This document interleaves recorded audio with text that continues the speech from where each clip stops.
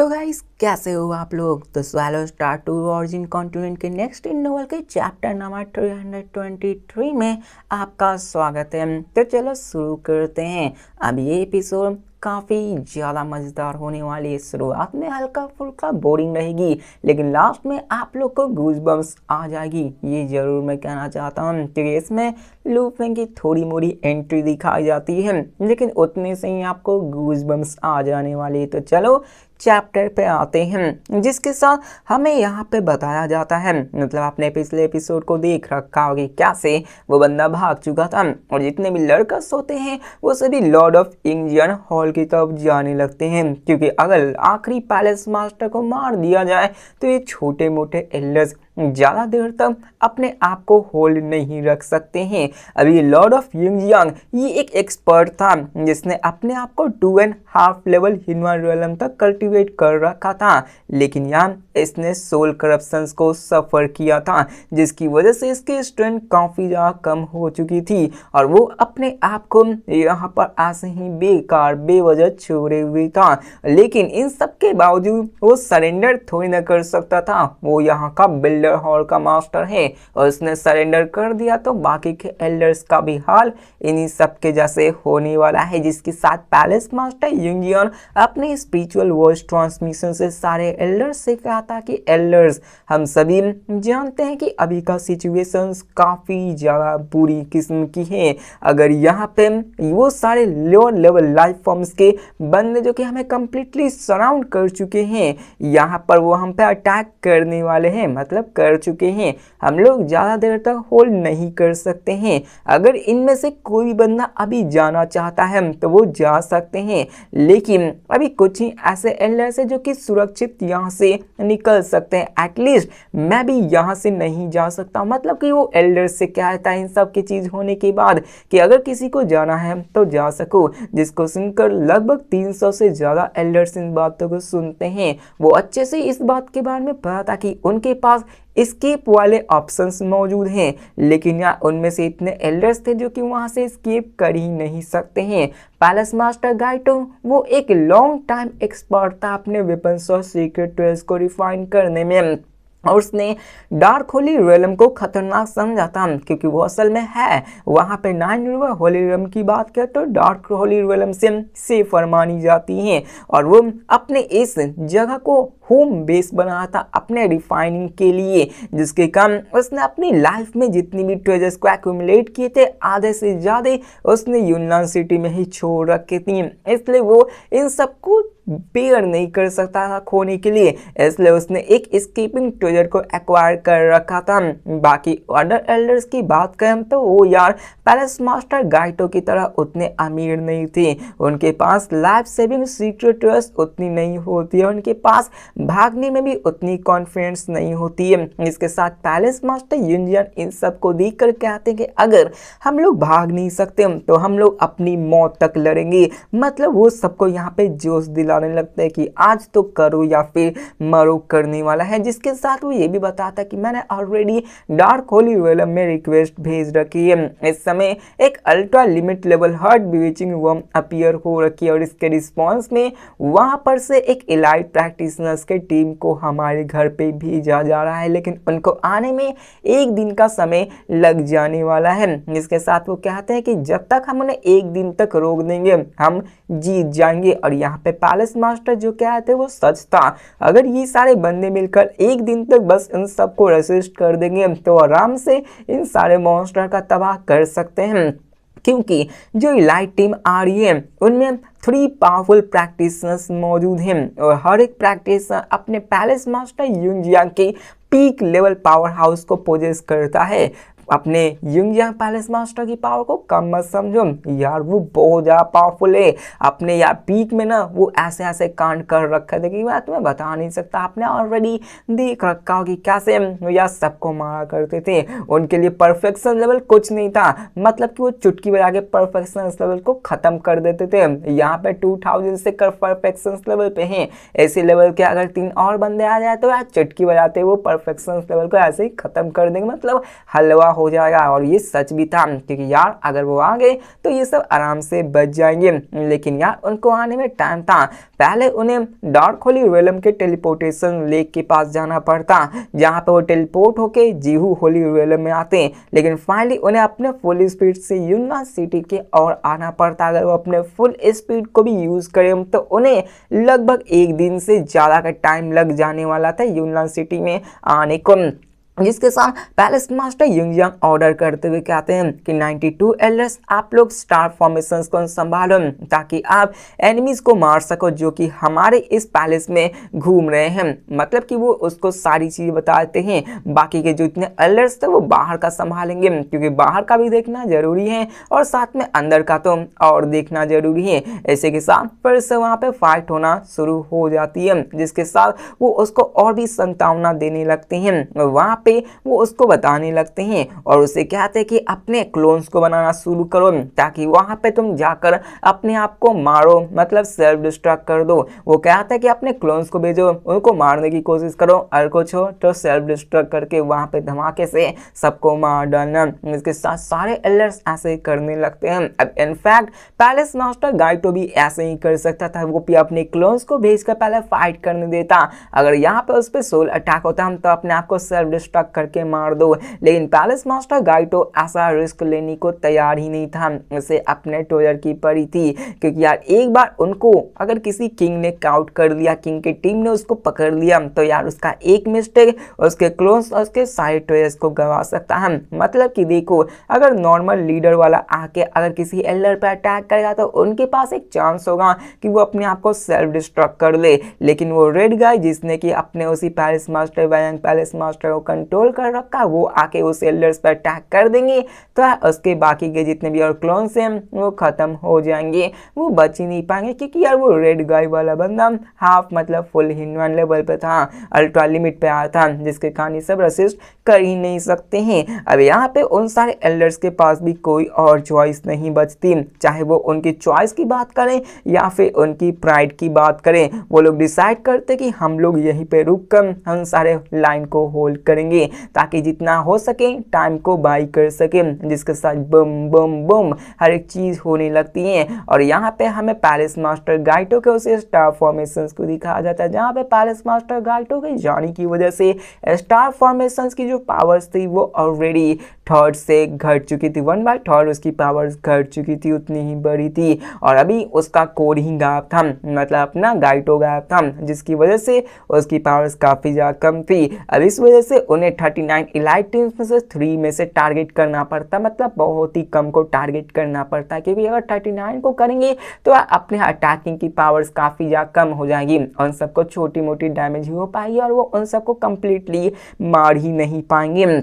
अब स्टार फॉर्मेंस के पावर्स को गैदर करने की वजह से वो 3 एलाइट टीम्स बहुत ही सफर करना शुरू करती है, जिसको सुनकर जितने भी बाकी क्लोन्स जो कि छिपे हुए थे वो कहते हैं अपने किंग से कि किंग ये एल्डर्स तो काफी ज्यादा चालाक है। जहाँ से उन्होंने हमें डिस्कवर किया तो वो अपने आप को क्लोन्स में बनाना शुरू कर दिए। अभी फॉर्मेशंस की पावर और भी ज्यादा बढ़ चुकी है, क्योंकि उनकी पावर्स कॉन्सेंट्रेट कर दी गई है। इसके साथ वो कहते हैं कि हमारे कोर मेंबर्स के 3 कोर मेंबर्स ने ऑलरेडी अपने ट्रू बॉडीज को गवा दिया है। हमारे किंग हमने ऑलरेडी अपने 60% स्ट्रेंथ को गवा दिया है, मतलब 40% स्ट्रेंथ को गवा दिया, 60% स्ट्रेंथ ही उनकी बची हुई थी। इसके साथ उसके पास फिर से न्यूज आती है किंग हमने एल्डर क्यूगो को मारने में कामयाब हो गए। अब एल्डर क्यूगी की क्लोन काफी ज्यादा स्लो थी उनके स्पिरिचुअल बॉडी से, और वो भागने की भी कोशिश कर रही थी, लेकिन उससे पहले वो मारी जाती है, डिसअपीयर हो जाती है। यूनिवर्स सिटी में एक एल्डर कंफर्म था कि वो डेड हो गया,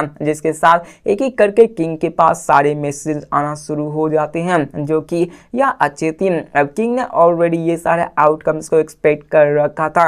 अब यहाँ पे जो प्रेशर्स उन्होंने बचा रखा था अपने सिटी के चारों तरफ, वो उतनी बड़ी नहीं थी, उन्हें और भी जल्दी रीइंफॉर्मेशन की जरूरत थी। वो जानते थे कि अभी टाइम लगेगा, इसलिए यार अभी फिलहाल उन्हें अगर टाइम को डिले नहीं करना है तो सबसे पहले यहाँ के जितने भी एल्डर्स हैं उन सबको मारना होगा, होगा, जिसके साथ एल्डर्स मतलब किंग सबको मौका दे, सबको कहते हैं कि अपने आप को अलर्ट पे जरूर रखना। इसके साथ वो सभी युंगयांग हॉल के मेन केव के पास पहुंच जाते हैं। किंग के साथ अभी टोटल में 30 और लीडर्स लेवल के क्लोन्स आए हुए होते हैं। अभी टोटल में 32 लर्किंग लीडर क्लोन्स युनलान सिटी में मौजूद थे, जहां पे 2 तो एम्बुश में ही मारे जा चुके थे। जिसके साथ बूम, वहां पे जो 30 लीडर्स और किंग्स मौजूद थे वो सभी वहां पे किसी इल्यूजन की तरह युंगयांग हॉल के मेन केव की तरह लाइटनिंग स्पीड से बढ़ना शुरू करते हैं। जिसके साथ पैलेस मास्टर युंजियान को दिखाया जाता है, जो कि वहां पे बैठे हुए थे और उन सबका इंतजार कर रहे थे। अब पैलेस मास्टर युंजियान ने इतने फाइट कर रखे थे,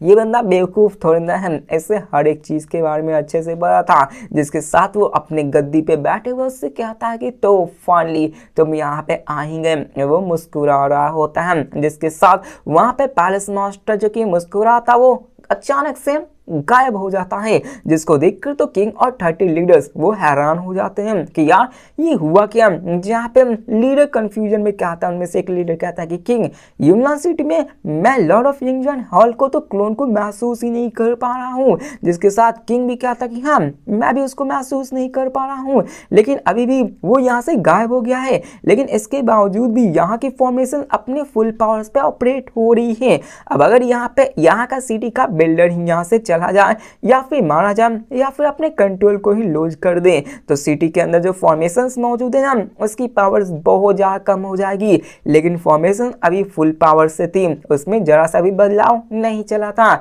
जिसके साथ वो कहता कि वो अभी भी जिंदा है, ज्यादा मत सोचो। जिसके साथ एक वॉइस उस केव में आते हुए कहते कि हाँ तुमने सही कहा, मैं अभी भी जिंदा हूँ। जिसको सुनकर किंग और 30 लीडर्स लेवल ट्रू बॉडीज उसको आराम से सेंस करने लगता है कि ये बंदा बोल कहाँ से रहा है। जिसके साथ अपना युंगयांग हॉल मास्टर कहता कि मैं अभी सोल पॉल्यूशन से जूझ रहा हूँ और मेरी माइंड और स्ट्रेंथ उसके खिलाफ एक फाइट कर रही है। मैं जानता था कि मैं युनलान सिटी का सबसे बड़ा वीकनेस हूँ, तो आखिरकार मैं कैसे प्रिपेयर नहीं रह सकता। इसके साथ वो उससे फिर से कहते कि तुम सब अकेले मिलकर मुझे कभी भी ढूंढ नहीं पाओगे, ये मैं अच्छे से जानता हूँ। जिसके साथ ये सुनकर किंग और 30 लीडर्स को काफी ज्यादा गुस्सा आने लगता है, क्योंकि उनका मेन प्लान था युंगयांग हॉल मास्टर को मार डालने का। और एक बार ये मास्टर मारा गया ना तो यार उन सारे एल्डर्स को एक कद्दू की तरह मारना स्टार्ट कर देंगे, क्योंकि यार अल्ट्रा लिमिट के सामने कौन ही टिक पाएगा जब तक यार सारे एल्डर्स मिलकर इससे फाइट न कर ले। अगर वो फॉर्मेशंस को छोड़ के इससे फाइट करने आए तो बाहर वाले अटैक कर देंगे थे। इसलिए यहाँ पर वो फिलहाल में युंजियान को मारने के लिए आए हुए थे।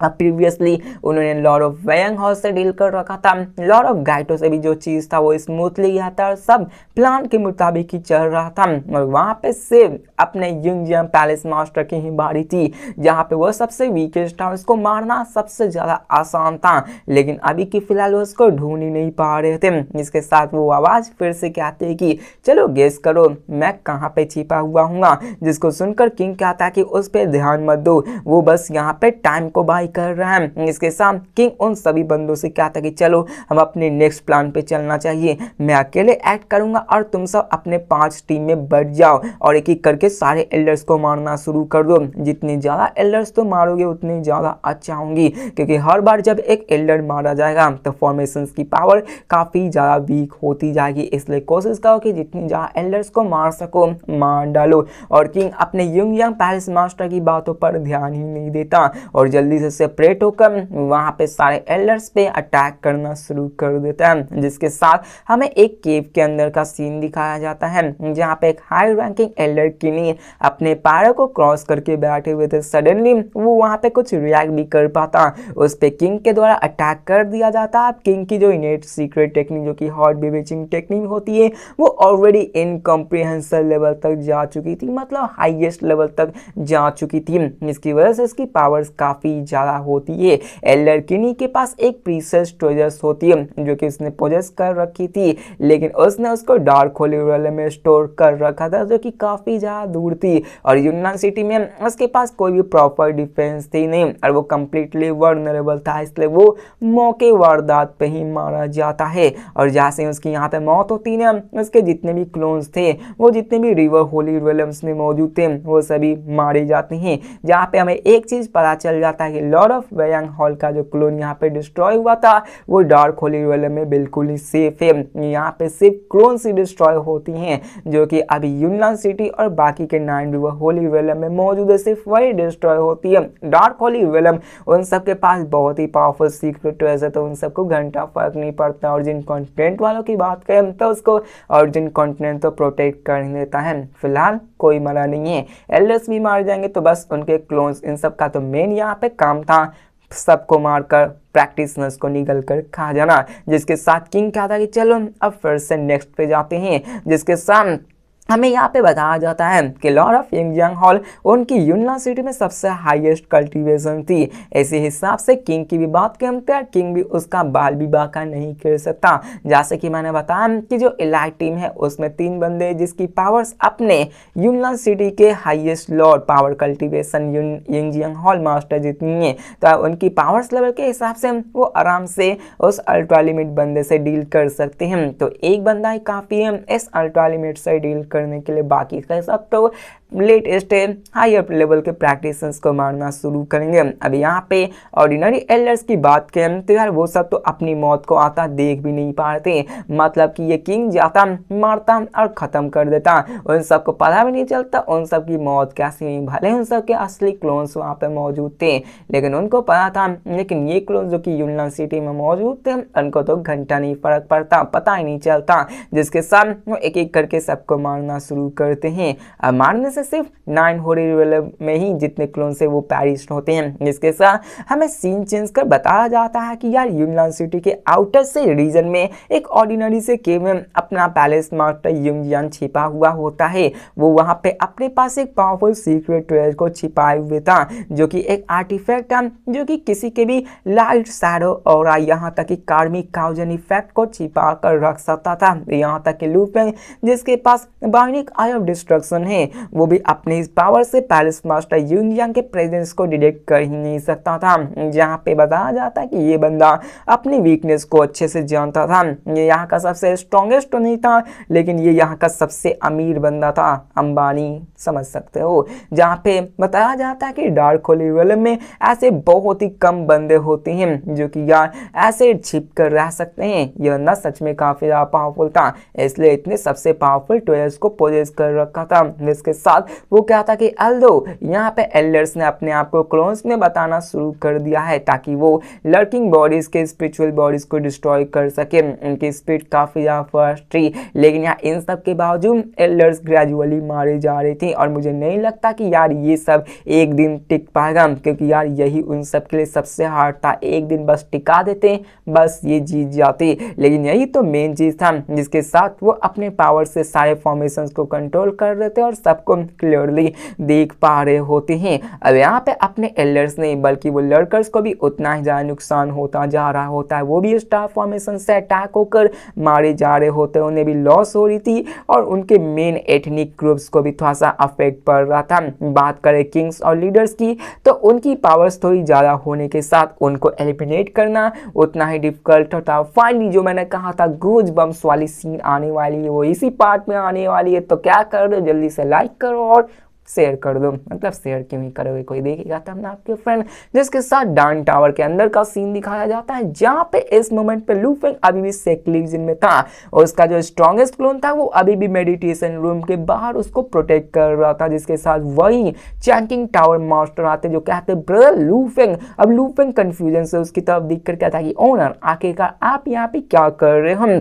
जिसके साथ चैंकिंग टावर मास्टर क्या थे कि ब्रदर लू फेंग तुम जानते हो ना कि मैं यूनान सिटी के एल्डर्स में से एक हूँ और यहाँ पे लर्किंग क्रिएचर्स एल्डर्स को टारगेट कर रहे हैं और हमारे डान टावर की तरफ एक इलाइट टीम आ रही है जो कि मुझे मारने के लिए आ रही है। जिसके साथ चैंकिंग टावर मास्टर अपने वेस्ट बैंड को खोलते हैं और वहाँ पे लू फेंग को देते हुए कहते हैं कि लू फेंग ये सभी ट्रेजर्स हैं जो कि डान टावर में मौजूद है जिसकी प्राइस लगभग 2.7 बिलियन ह्यूमन क्रिस्टल है और मैं इन्हें तुम्हें दे रहा हूँ। इसको यार देखकर तो लू फेंग पूरी तरह से स्टन हो जाता है कि यार आप मुझे आशा क्यों कर रही है, डाउन टावर के सारी ट्रेजर से ये काफी ज्यादा वैल्यूएबल है, मैं तो गारंटी भी नहीं दे सकता कि मैं इनको सेफ रख सकता हूँ। चैंकिंग टावर मास्टर आपको कोई और तरीका ढूंढना चाहिए। जिसको सुनकर चैंकिंग टावर मास्टर कहते हैं कि एटलीस्ट तुम एल्डर्स के लिस्ट में नहीं हो, इसलिए वो तुम्हें टारगेट कम बनाएंगे और तुम्हारी स्ट्रेंथ ऑलरेडी मुझसे ज्यादा है और मुझसे ऊपर है और तुम्हारे सर्वाइव करने के चांसेस और भी बेटर है।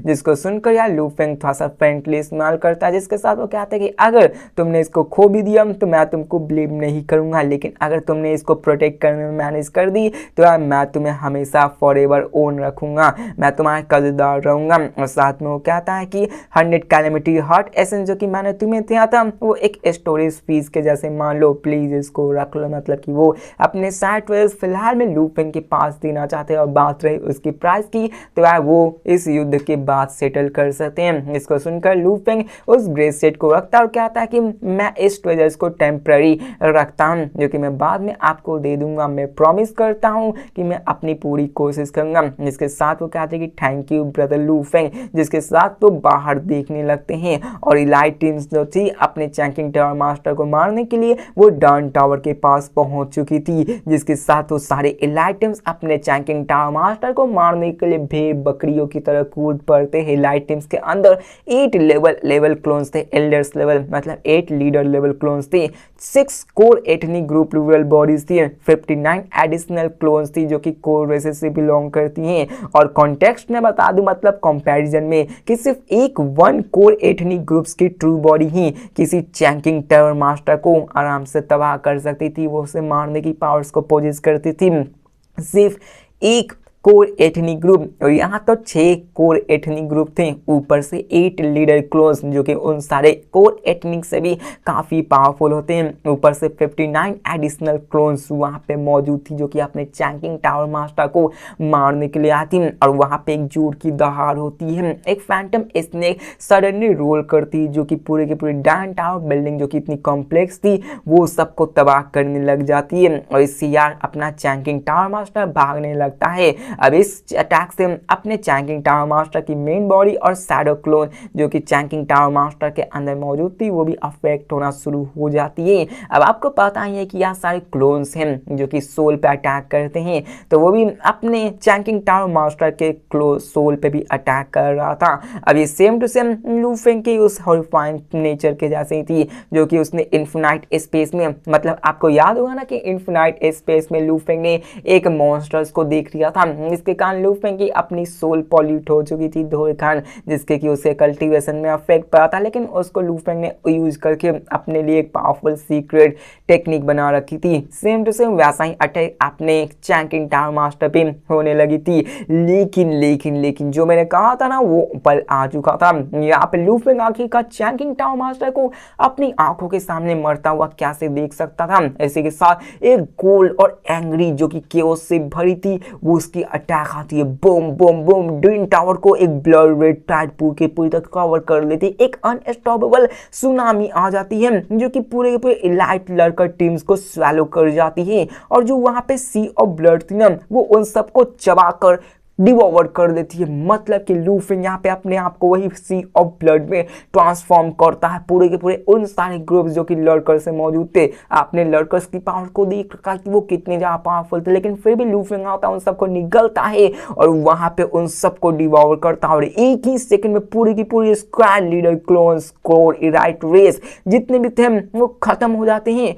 कोई भी सर्वाइवर नहीं बचता, कोई रेसिस्ट नहीं कर पाते, कंप्लीट साइलेंस होता है। जिसको देखकर चैंकिंग टावर मास्टर जो कि वहां से भागने की कोशिश कर रहा था वो भी इस सीन को देखकर कंप्लीटली शॉक हो जाता और कहता कि ये कैसे हो सकता है। चैंकिंग टावर मास्टर को विश्वास ही नहीं था कि आखिरकार ये मुमकिन कैसे, ये हो कैसे गया, क्योंकि उस बंदे को भी अच्छे से पता था कि यार इन सारे लड़कर्स की पावर्स कितनी ही जाती हैं। उसी के साथ हमें यूना सिटी की उसी हिडन केव के दिखाया जाता है जहाँ पे पैलेस मास्टर युनजियांग इन सब चीजों को महसूस कर रहे थे। वो भी यार पूरे के पूरे डाउन टावर के इंसिडेंट को देख लेते हैं और यार उनको भी पता चल जाता है कि कैसे एक इलाइट स्क्वाड ऑफ लर्कर्स जो कि वहां पे मौजूद थी वो एकदम से एनिहिलेट हो गई। एक सिंगल बंदा भी नहीं बचा, यहाँ तक कि वो सारे late stage hot confusing worms और सोल डिवोरिंग स्नेक्स थे जिनकी पावर्स वाइटैलिटी इतनी ज्यादा थी, लेकिन फिर भी वो इतनी जल्दी वेपोराइज हो गए। उनकी इल्यूजन्स, उनके फ्रैगमेंट्स कुछ नहीं बचे थे।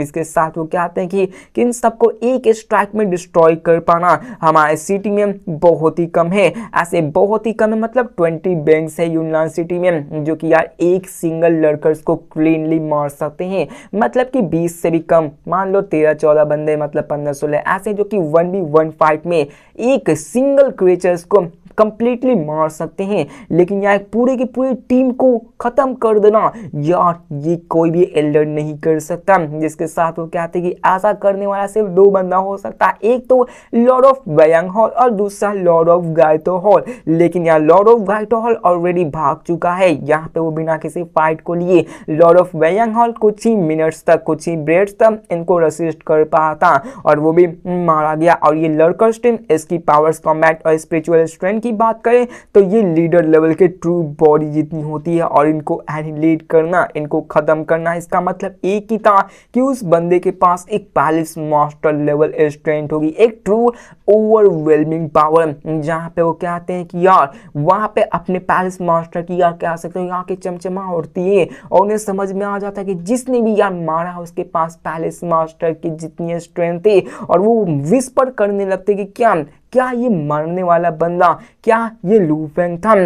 और वो अपने पैलेस मास्टर या लू फेंग को मैसेज भेजते हुए कहता है कि लू फेंग क्या तुम सेमी ह्यूमन एनलाइटमेंट रियलम में एंटर कर चुके हो। और यहाँ पे वो कह सकते हैं चिल सी मचती है कि यार यहाँ पे एक तो मास्टर भाग चुका है और एक तो मर चुका है। और यहाँ पे हमारे सिटी में अभी के फिलहाल ही एक नया पैलेस मास्टर का जन्म हुआ है, वो भी यूनान सिटी के हार्ट में। मतलब कि यहाँ पे लू फेंग एक पैलेस मास्टर की पावर को पोजेस कर लिया है। अभी यहाँ पे ये कंफर्म नहीं कि लू फेंग ने ब्रेक थ्रू किया है या फिर नहीं, या फिर ये हो सकता है कि लू फेंग ने ब्रेक थ्रू किया होगा तब जाके उसने मारा होगा, या फिर कुछ और भी हो सकता है। यहाँ पे वो तो हमें नेक्स्ट एपिसोड में पता चलेगा। और यहाँ पे कह सकते हो कि पूरी तरह से भोकाल आने वाला है। पैलेस मास्टर युंग यम के साथ में चैंकिंग टावर मास्टर और एल्डर टिहाने, कह सकते हो कि इसकी तो और भी फट जाएगी जब उसे पता चला कि उसने किस बंदे से पंगा ले लिया था। और जितने भी एल्डर्स है उन सब की रूह कांप जाएगी और वो मेन क्वीन, उसकी तो हालत खस्ता हो जाएगी। ये सब हम नेक्स्ट एपिसोड में देखने वाले कि आखिर लू फेंग क्या करने वाला है। तब तक के लिए बाय।